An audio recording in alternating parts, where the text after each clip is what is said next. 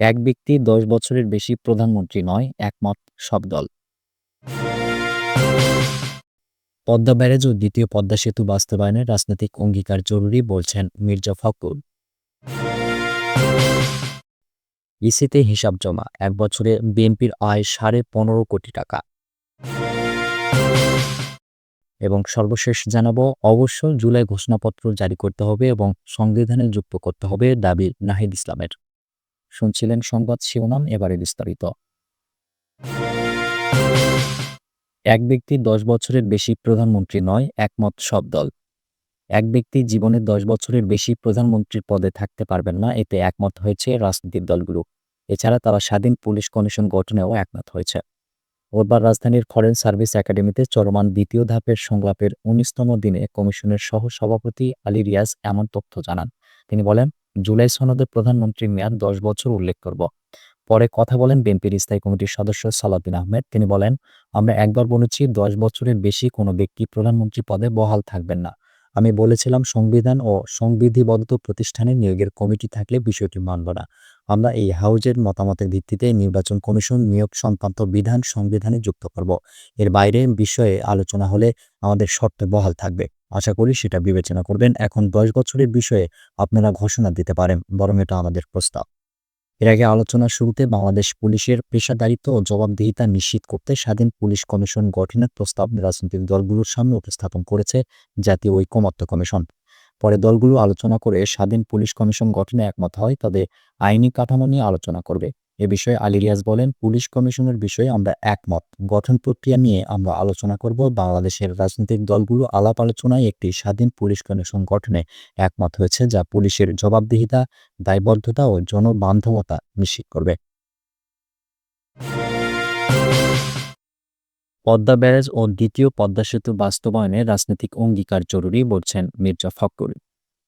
Padma barrage ও দ্বিতীয় পদ্মা সেতু বাস্তবায়নের জন্য রাজনৈতিক অঙ্গীকার সবচেয়ে বেশি প্রয়োজন বলে মন্তব্য করেছেন বিএনপি মহাসচিব মির্জা ফখরুল ইসলাম আলমগীর। তিনি বলেন, জনগণের মধ্য থেকে এই দাবি উঠে এলে তা সম্ভব হবে। রোববার মহাখালী ব্র্যাক সেন্টারে পদ্মা ব্যারেজ ও দ্বিতীয় পদ্মা সেতু বাস্তবায়ন প্রয়োজনীয়তা শীর্ষক সেমিনারে তিনি এসব কথা বলেন। সেমিনারের আয়োজন করে পদ্মা ব্যারেজ ও দ্বিতীয় পদ্মা সেতু বাস্তবায়ন জাতীয় কমিটি।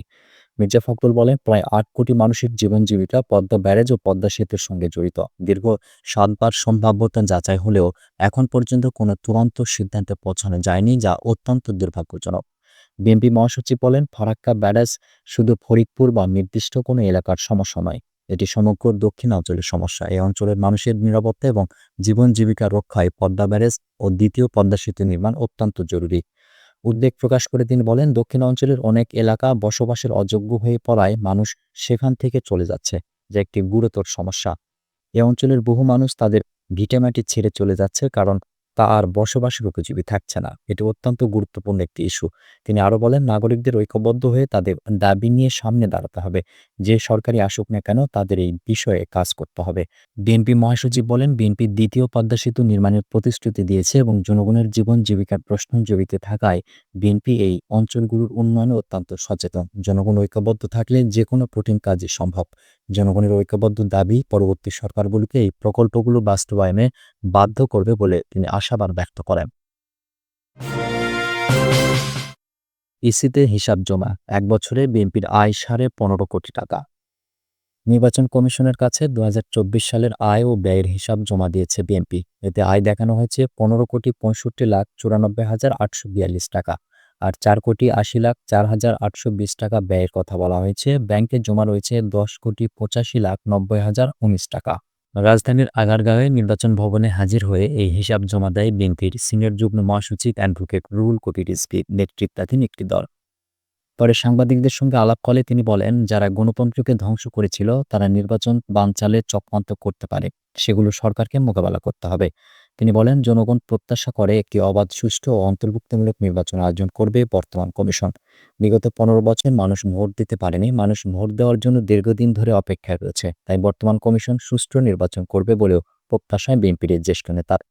অতীতে মেরুদণ্ডহীন লোকদের নির্বাচন কমিশনের নিয়ম দিয়ে আওয়ামী লীগ কারচুপির ভোট করেছিল বলে অভিযোগ করেন রিজভী। তিনি আরও বলেন, বিগত ফ্যাসিস্ট সরকার দেশের নির্বাচন ব্যবস্থাসহ সবকিছু ধ্বংস করে গিয়েছিল।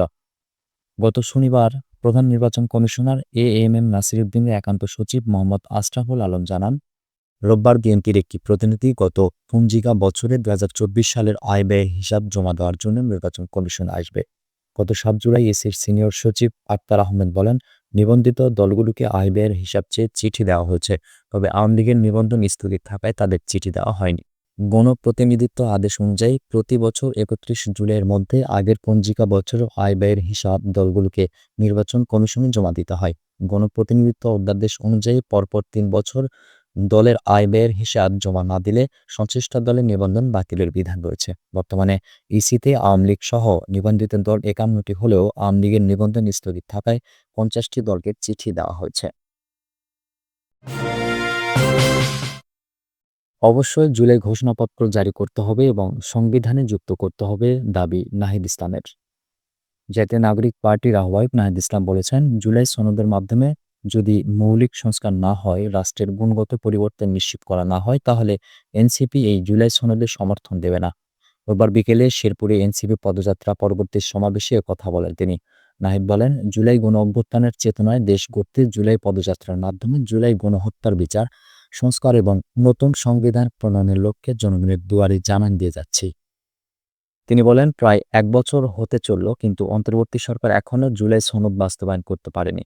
আমরা এখন শুনতে পাচ্ছি কয়েকদিনের মধ্যে জুলাই সনদ ঘোষণা করা হবে। যে কারণে স্বৈরাচারী রাষ্ট্র ব্যবস্থা তৈরি হচ্ছে, এক ব্যক্তির হাতে ক্ষমতা কক্ষিগত থাকছে, সেটা বিলোপের জন্য আমরা উচ্চ কক্ষের কথা বলেছি, যেখানে পিআর পদ্ধতিতে নির্বাচন অনুষ্ঠিত হবে, যোগ করেন তিনি। জাতীয় নাগরিক পার্টির এই শীর্ষ নেতা বলেন, কেবল জুলাই সনদ নয়, সংবিধানে জুলাই ঘোষণাপত্র সংযুক্ত করতে হবে। আগামী ৫ আগস্টের মধ্যে জুলাই সনদ ও জুলাই ঘোষণাপত্র দিতে হবে, না হলে আগামী ৫ আগস্ট জনতাকে নিয়ে ঢাকায় সমাবেশ করবে, সেটা জানান দেয় তিনি। এনসিপি আহ্বায়ক নাহিদ ইসলাম আরও বলেন, কোটা আন্দোলন থেকে গণঅভ্যুত্থানের মাধ্যমে স্বৈরাচারী শেখ হাসিনা দেশ থেকে দিল্লিতে পালিয়েছে। আওয়ামী লীগের হাজারো সন্ত্রাসীকে দিল্লি আশ্রয় দিয়েছে, আর এই সীমান্ত দিয়ে প্রতিনিয়ত পুশিং হচ্ছে। জনগণকে ধোঁকা দেওয়ার চেষ্টা হচ্ছে। আমরা এই পুশিংয়ের বিরোধিতা করছি। আমরা ভারত সরকারকে বলেছি, সীমান্তে কোনো হত্যাকাণ্ড মেনে নেব না। সীমান্তে আমরা কোনো পুশিং মেনে নেব না। পুশিং করতে হলে আওয়ামী লীগের সন্ত্রাসীদের পুশিং করুন, শেখ হাসিনাকে পুশিং করুন। আমরা বিচারের মাধ্যমে শেখ হাসিনা সহ আওয়ামী লীগকে কাঠগড়ায় দাঁড় করাবো, বলেন তিনি। নাহিদ আরও বলেন, জুলাই গণঅভ্যুত্থানের ১ বছরের মধ্যেও আমরা দৃশ্যমান কোনো বিচার দেখিনি। আওয়ামী লীগের দোসররা বিভিন্ন জায়গায় রয়ে গেছে, প্রশাসনিক ঘাপটি মেরে রয়েছে। আমরা গোপালগঞ্জে দেখেছি কিভাবে আওয়ামী লীগের সন্ত্রাসীরা আক্রমণ করেছিল। আমরা পরিষ্কারভাবে বলেছি, গোপালগঞ্জ সহ সারা বাংলাদেশে মুজিববাদকে আমরা দাঁড়াতে দেব না। যারা এখনও প্রশাসন সহ পুলিশে আওয়ামী লীগের দোসর হিসেবে কাজ করছেন, আওয়ামী লীগের সন্ত্রাসীদের প্রশ্রয় দিচ্ছেন, তাদের বিরুদ্ধে আমাদের দুর্বার আন্দোলন গড়ে তুলতে হবে।